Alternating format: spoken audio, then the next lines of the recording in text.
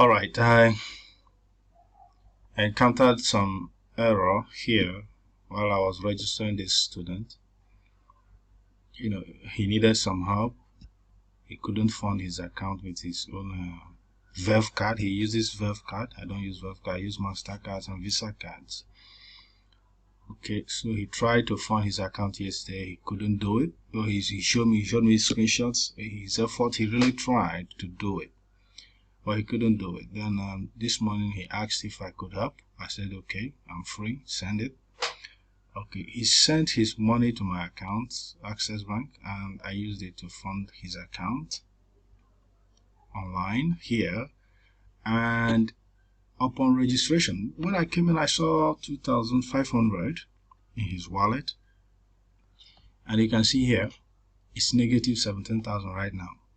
Okay, so when I funded his account, the money reflected. I followed all the processes and the money reflected. I went to check the remitter and then came back here. I went to credit remitter and the money reflected clearly. Okay, upon registration of courses, I registered for the semester and there was a balance of 26,000 something. After deduction of 18,000, there was a balance of 26,000 something. Okay, I registered courses for him that cost 17,000. These courses cost 17,000, and the next thing I saw after submission and saving the fund was negative 17,000, as you're seeing here. So how did I correct it? Very simple. I had to go to his wallet to check, view wallet. I saw that I saw that one of his payments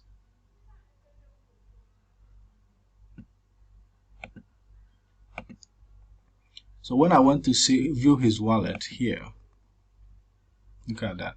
I saw that one of the payments he made in 2019 was not confirmed. That's why you're not seeing this other code is okay. It's not here. It's not written here. So I had to take this out, that particular transaction. I went all over again to check the remitter, saved it. I saw successful. I went to check RRR. I saw successful. Internet banking, everything was okay. Amount the same thing. I then went to credit wallet again, and what I saw, the money reflected immediately. This is the actual balance. I was calculating it. This is the actual balance of this student. There's no magic. If yours is missing, do the same thing. Go to view wallet, check the one that is missing, copy the RRR number, then go to check RRR. If it is successful within the same amount, then it means you are good to go.